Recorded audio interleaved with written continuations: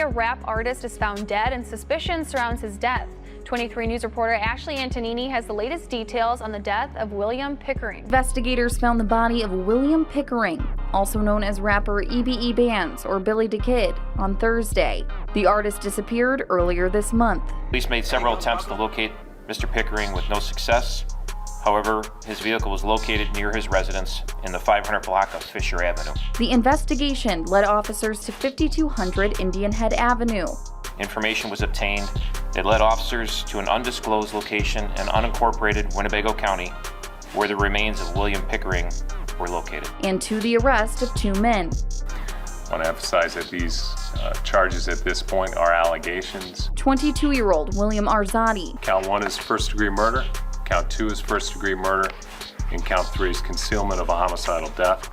And 22-year-old Manuel Ramirez. Charging the offense of concealment of a homicidal death. Authorities also went to arrest Dakota Graff on an unrelated warrant. Days before Pickering's disappearance, police were called to the Valencia apartments. Someone on scene claimed Pickering pointed a gun at another resident. Investigators will not say if Pickering's death and this incident are related. In Rockford, Ashley Antonini. People first started talking about GMEBE Bandz because he didn't look like the typical rapper coming out of Chicago's drill scene. And that alone made folks stop and stare. I ain't blow up because my shit look real and authentic. Not no foolery. Motherfuckers using CO2 guns and shit, boy, nah, man, nah. Yeah. I was going to school in Columbia for producing and shit. I don't go there no more because I feel like their school system is full and overpriced and all that. And at the time, I couldn't really afford to go there for more than one semester. But I was riding the train all the way to 87 with the jock on me from the buildings at the University Center with the jock on me. He was into shiesty shit. Like, he did shiest motherfuckers. Like, he was good at that. He taught me how to scam a lot of shit, like how to do the iPhone scam. But the real chaos around his name came from the shocking and mysterious way his life ended, a story that still shakes people up today. GMEBE Bandz was born in Dallas, Texas, but everyone says he spent most of his life moving through different parts of Chicago. His dad got locked up right when he was born, and rumors in the streets claimed his pops had deep connections with serious drug dealers all over the map. Bandz ended up slipping into street life at a young age, staying quiet about what he was really doing out there. In one interview, he mentioned getting sent to a juvie program in Missouri, and that's where he first started writing rhymes that later shaped his whole sound. It's already so much hatred that's pointed my way in this rap shit. You know what I'm saying? All this shit, bro. These rappers know exactly who the fuck I am. They know exactly what I do to them on the track. That's why they don't post my music. That's why they don't share it, because they know I'll fuck their ass up if I get on the song with them. And then they don't want to give me their fan base. They don't want to make it, you know what I'm saying, possible for me. But it's cool, bro. This rap shit. I'm finna go to Detroit. I'm finna network with they rappers because they fuck with me. And I'm finna take off the only way I know how, bro. You know what I'm saying? Stay positive. Promote some positivity. Maybe that should change and shit, you know? That's the only thing I can do. Hey, man. Chilling in the Beamer. Motherfucker, get up with me anytime, G. All these comments and shit, man. You hear? Out here, G. Right now. You hear? Slide. Hey, I love Instagram. I love reading all these comments, man. The truth is, I don't f with shorty. So that's what it is, period. Anybody want to get up with me? Blood? Get up with me, period. We over here with Lil Reese right now. Hey, not because he dead. Don't start all capping on this. Because I just remember he was alive. He was complaining about y'all want to show him no love. When he came back to Chicago, he tried to tighten up his life and study music production. He even got into Columbia College and started learning how to build beats, surprising people who only knew his street side. But he could only afford one semester before dropping out, though he never stopped recording music. At the same time, he had both feet in the trenches, trying to balance the booth and the block like it was normal. Nobody really knows who he rocked with before linking up with GMEBE on the east side of Chicago, but by then he was already hustling, selling weed, and allegedly pushing fake lean on people who didn't tolerate scams. And anyone who knows the streets knows selling fake lean can get somebody in serious danger. He's sentenced to more than 3 decades in prison for killing a Chicago rapper. 24-year-old Colton Kennecker faced life in prison for the murder. Earlier this week, a judge sentenced him to 32 years. Back in 2019, William Pickering's remains were found in rural Winnebago County. Pickering, also known as Billy the Kid, was beaten to death. Kennecker hit him in the head with a baseball bat several times, along with William Arzadi and Dakota Graff. Then the group dumped his body in a field. Graff was sentenced to 35 years in prison. Arzadi was also found guilty of first-degree murder and was sentenced to natural life, but he never showed up for trial and is still on the... That's how Bandz ended up becoming the only white member repping GMEBE, living a life way more dangerous than most outsiders ever realized. Before he ever repped the set, Bandz crossed paths with a dude from EBE who wanted to buy some lean, and that one little link-up ended up changing his whole life. EBE is a Titanic stone set, a branch under the Black P stones, and GME is also tied to the Black P stones. Back then, both sides were moving close, which is how they eventually came together as GMEBE. Bandz had no clue that pulling up for a simple lean sale was about to lead him straight into the middle of their world. Shit, I connected with the gang selling drugs, really. Damn, man. Hey, let this shit be known right now. Let this be known, nigga. Let this shit be. He mixed up the fake lean himself and made the sale, thinking it was just another hustle. But the very next day, the buyer flipped the work and realized Bandz had tricked him, and that's when everything got wild. The dude hit Bandz up acting like he wanted more. But when Bandz slid back to the block, he got robbed by the EBE crew on the spot. What's wild is how things flipped after that. Instead of beefing forever, Bandz and the EBE dudes actually started rocking with each other. Over time, Bandz ended up becoming a real Titanic stone, and according to people in Chicago, he wasn't just there for the look. He was allegedly putting in real work for the set and even sliding on GMEBE's rivals. Through all the street pressure, Bandz still kept dropping music, and in 2015, he grabbed major attention with his track Demons. Chicago's drill scene was exploding, but nobody had ever seen a white rapper move the way Bandz did, talking street life with that raw confidence. On Demons, he even shouted out his homies, GMEBE Murder and Raw, every day tell God I'm thankful you mess with me. A line that made people realize he wasn't just playing around, he was really tied in. Bandz was shouting wild lines on his tracks, dropping bars like, it's gonna be fatal, murder, smoke you like a Vega, skirt, pull off, we see you later. We might just pull up in the Rover, we might just pull up in the Nova. Either way, we got the toaster. Hit your ass up and we reloaded. His energy was loud, and everyone could hear how deep he was rocking with the Titanic stones. On his track t-shirt, he spit, I got money with me. You know, he blast a blast at Murder Man, AC. He a blast at LP in the cut where the MAC at, a Titanic. I always stay where the strap at. Bandz wasn't trying to sound tough. He was talking like someone who lived around real danger every day. And on He Ain't Safe, he rapped, I don't care what's on your plate. I'll take your 8. I'll take your cake. Take your face with this Draco. I'll come spray up your plates. I learned from OGs and killers, body droppers and gorillas, Titanic drug dealers. Hide the yas in the ceilings. Feel like Joker. I'm a felon. Those bars had people stunned because they didn't expect a white drill rapper to sound that locked in with street culture.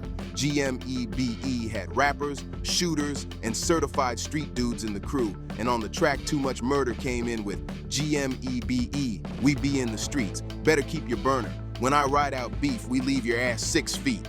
Their whole squad was making noise in the drill scene, and by 2015, Bandz and Lil Chief Darrow even linked up with Cole Bennett from Lyrical Lemonade for a video, something that put a lot of attention on the crew. Bandz wasn't just in the videos either.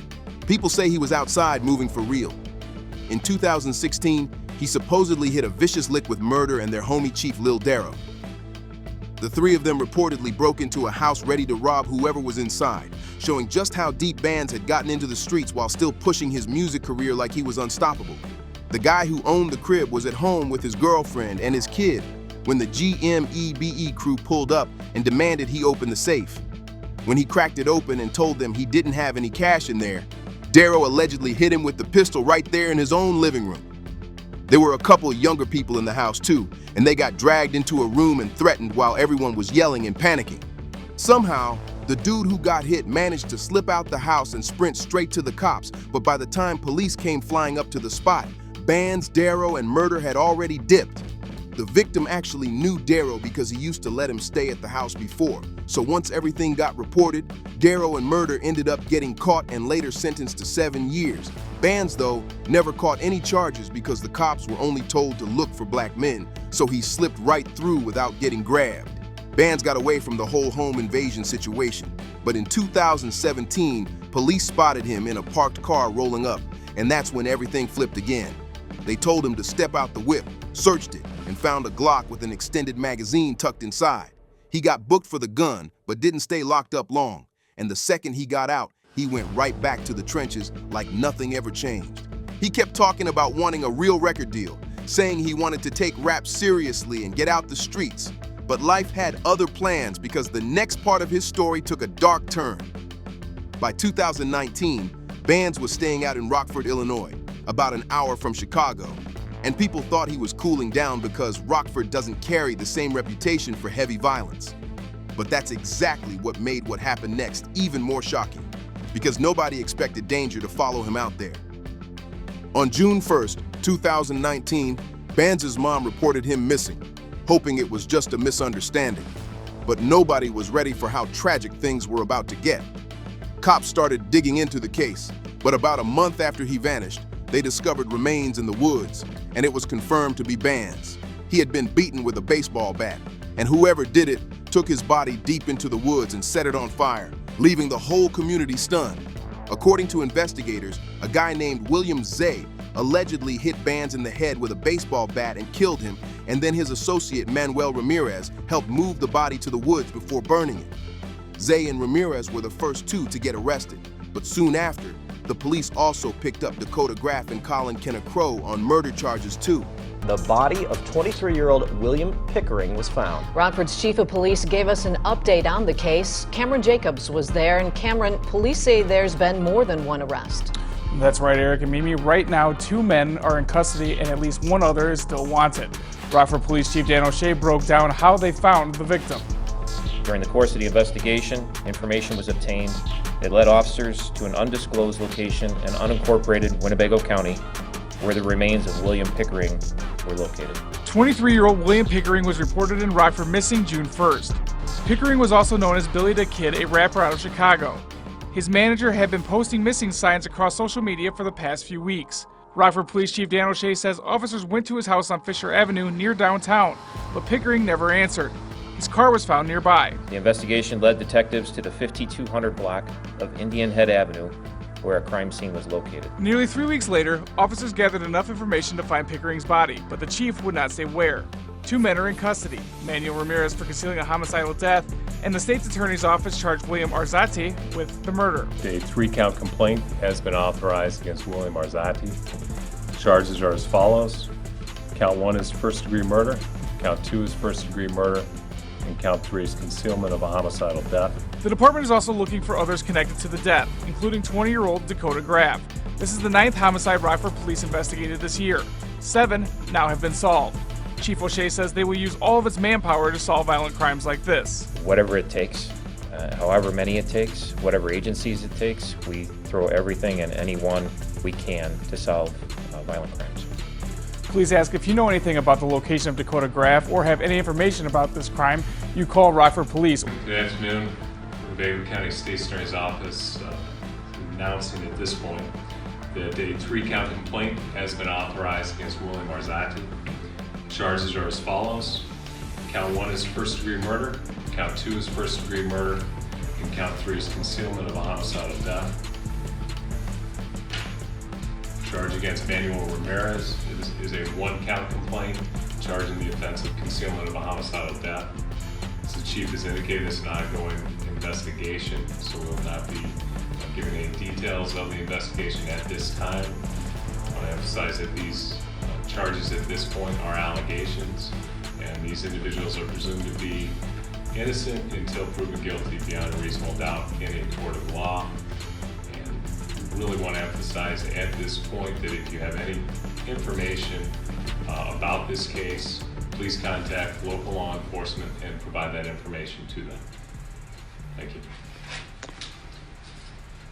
With that, obviously the questions we can't answer very much is not knowing. Can you tell us where the remains were located? At this point, no. It's in unincorporated Winnebago County, and that's most we're going to reveal at this point. And Mr. Graff, Dakota Graff, he's wanted on unrelated charges? He's wanted on outstanding warrants from other counties on unrelated matters. Okay. How many, you said you're looking for other suspects as well, Mr. Graff. Do you have any idea of a number of how many individuals? I can't go into that. We're looking for other persons of interest. When were Mr. Pickering's remains found? Yesterday. Okay. How did you get citizen information? Was citizen information helpful in this investigation? I can't really go into what guys were read. Okay. Talk about the investigation, Chief O'Shea, and the number of officers involved in solving this crime. I couldn't give you the number of officers. Obviously, detectives and the officers, whatever it takes, however many it takes, whatever agencies it takes, we throw everything at anyone we can to solve violent crimes. How old was the victim? Mr. Pickering, I'm not sure of his age. I don't remember. We'll get it. Did he happen to know these individuals? Do you feel like they all knew each other? I can't really go into that right now. Okay. And again, just one person charged with the murder at this point, and Mr. Ramirez is charged with concealing a homicide. So was the concealment, was the body dumped? The body was located in unincorporated Winnebago. When the remains were found, any idea how long he had been dead?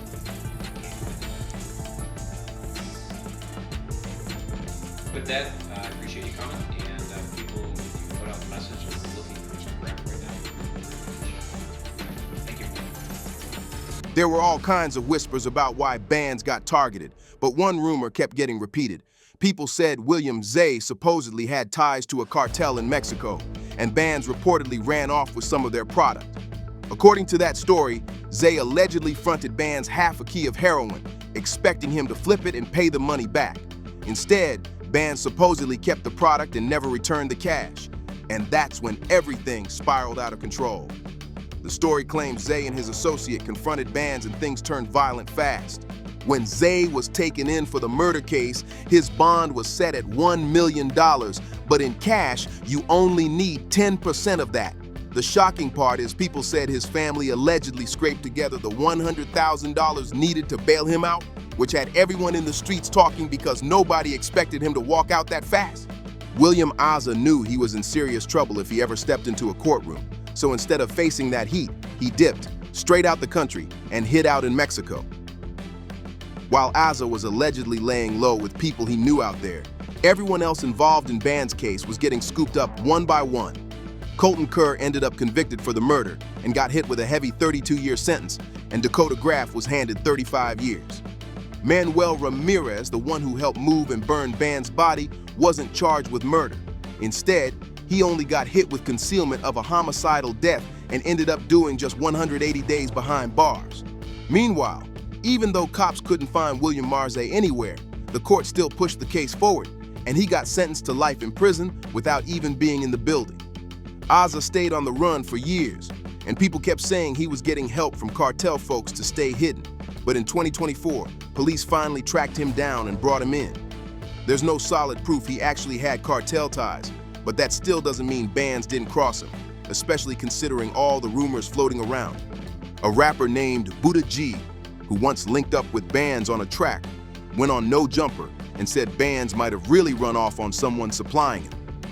Buddha G claimed Bandz was into a lot of shady online moves and scams, so running off on the wrong person wouldn't have been surprising.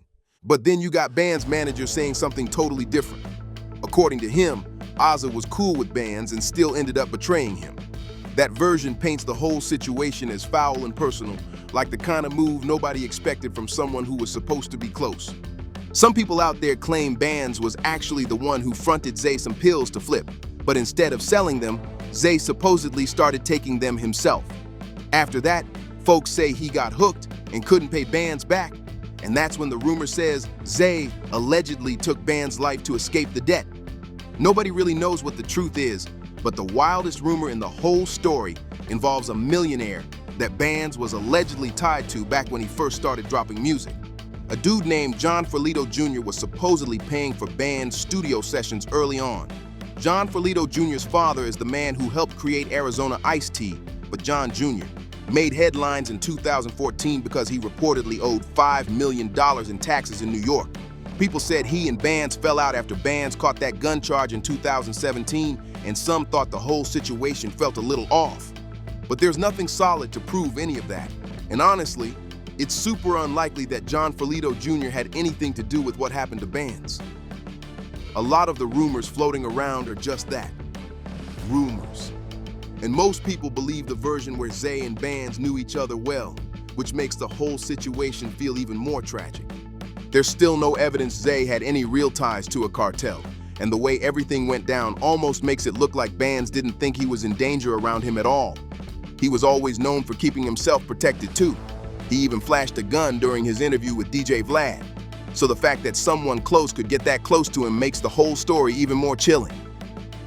People knew Bandz wasn't the type to slip in the streets. He moved smart, handled business, and survived pushing weight in Chicago.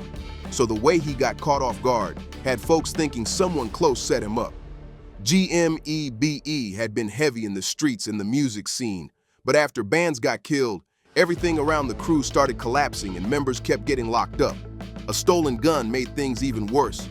EBE was started by a dude named SKO in the early 2000s, and they stayed linked with GME for years, even though GME was cool with some of EBE's enemies like NLMB. EBE always rocked with Hootie Gang, and back in 2014, NLMB allegedly slid on them and a guy named Aki ended up behind it. Then in 2022, things sparked again. Someone from Hootie Gang named Lil Curtis allegedly grabbed a gun from an NLMB shorty mob member named Lil O. After that, Lil O got another piece and allegedly shot Curtis at a bus stop. NLMB is a link between No Limit and the Muskegon Boys, and Muskegon Boys used to team up with Triple B's, who were EBE's main rivals, so that whole beef got passed down. EBE was also close with ESD, and ESD and NLMB had been going back and forth for years. Even through all that, GME and EBE stayed locked in for a long time, until things finally fell apart in 2019, right when NLMB and Triple B's had their own split too. Most of the Black P Stones and some Triple B's were cool with NLMB and GME, but EBE wasn't trying to squash anything with NLMB, and that's where the trouble started. People say GME ended up backdooring an EBE member and taking their gun, and after that, the whole alliance fell apart. Some GME members even linked up with Drill City, the hood Lil Jeff made famous, and Lil Jeff's homie Lil Squee dissed EBE before he passed, confirming the beef really jumped off over that stolen gun when he rapped. And forget the whole EBE and ESD. They mad about a gen? Lil Chief Darrow still reps GMEBE, but the streets are heating up heavy and he might end up letting it go too. He's still dropping music, but he doesn't have the buzz he had back when he and Bandz were dropping tracks together, and now most of his new videos don't even hit 10,000 views. Bandz and GMEBE had real momentum and labels were watching. They could have made it out if things went differently. But now Bandz is remembered more for the tragic way he died than the music he left behind. Drop your thoughts in the comments, hit that like button, make sure you subscribe, and I'll see you on the next one.